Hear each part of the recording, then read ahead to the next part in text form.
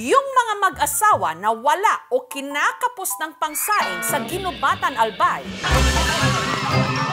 Ang palarong ito ang kanilang naging takbuhan.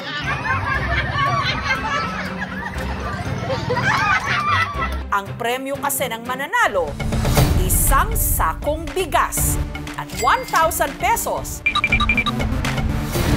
Ang kailangan lang, magpapaunahan sina mister na makarating sa finish line habang pasan-pasan, karga-karga o buhat-buhat ang kanilang mga misis. Ito ang karera na kung tawagin, agom ko, baktot ko o asawa ko, kargo ko.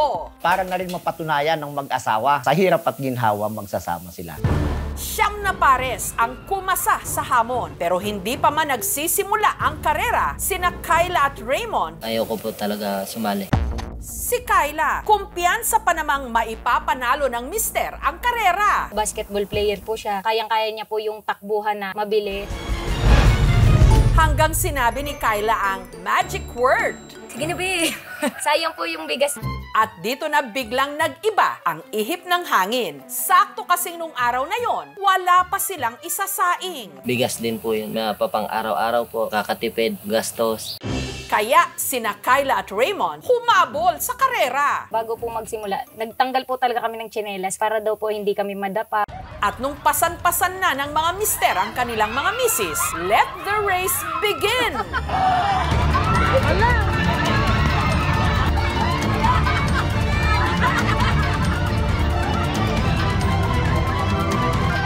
Si Raymond, nagpakitang gilas agad. Hindi alintana ang bigat ni Kyla, lalo't wala raw ito sa iba pang mga pinasan niya sa kanilang pagsasama. Nasa balikat din kasi niya ang pagpapalaki sa anak ni Kyla sa una nitong karelasyon. Hiniwalayan ko po yung tatay nung anak ko. Hindi din naman po nag-work. Naglakas loob po ako. Wala naman daw kasalanan yung bata sa past niya po. Tanggap niya po talaga yung anak ko. At sa tuwing pinanghihinaan ng loob ang mister, sa buhay man o sa karerang ito, si Kyla ang tumatayong cheerleader. Be, bilis na, be. May kasunod na tayo. Nakabuntot lang kasi kina Raymond at Kyla ang mag-asawang Rosalio at Melissa na kahit nagmumurang kamatis na, umo-OOTD pa. Kami lang po yung naka-sapatos po. Naka-ready po na ako. Si Rosalio, sanay rin daw talaga sa buhatan, batak sa taniman ng kamatis.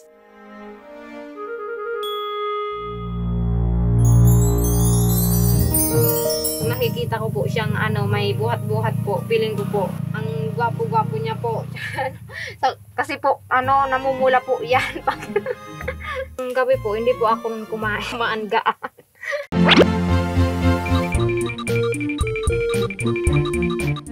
Baking karera, practice kami.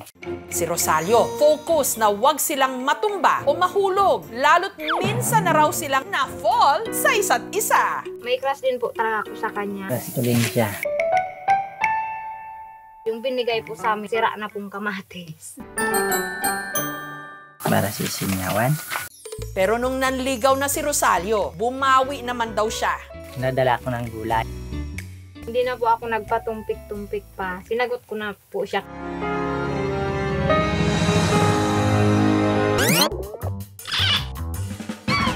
Pero ang pinagkaguluhan ng mga manonood, ang mag-asawang ito.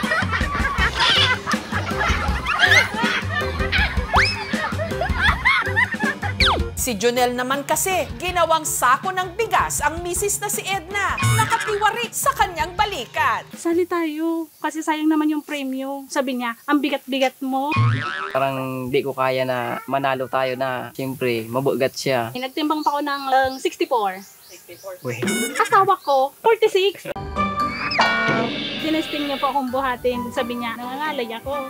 Sabi niya, dito, komportable ako. Kaya sabi ko, di sige, kaya ko yan. Taong 2017, nung sina Edna at Jonel, naging mag-textmate. Crush kita. Ang reply niya po sa akin, mahal kita.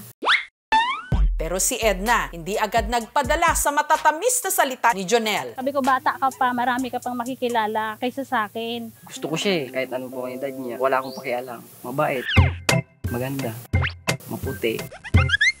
Sumunod na buwan, nag-I love you. Sabi niya, unang tawag niya sa akin, mahal. Sina Jonel at Edna nagsama sa iisang bubong at nangarap na bumuo ng isang masayang pamilya. Pero Yung lagi po ako nakukunan. 2022, pagsapit po nung 5 months, dinugo po ako. Hanggang nag 9 months po siya. Unti-unti na lang lumiit yung tiyan. Yun po ang pinakamasakit po nung nangyari po sa amin. Nagpipray lang po ako. Bangon ulit ako. Sabi ko nga sa kanya, gusto ko pa ulit magkaanak tayo. Kaya awa ang Diyos. Pero didinggin kaya ang dasal ng mag-asawa na manalo sa karera? Ilang metro na lang ang layo mula sa finish line si Rosalio. Nanghihina na daw po talaga yung ano niya. Kaya sabi ko, kaya mo yan. Pero tuluyan siyang nawala sa focus dahil May speed yan dito sa dahil. si Jonel at Edna kasi humabol.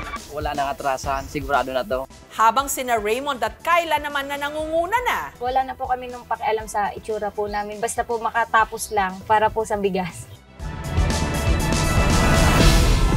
Hanggang sa sila ang unang pares na nakatawid sa finish line.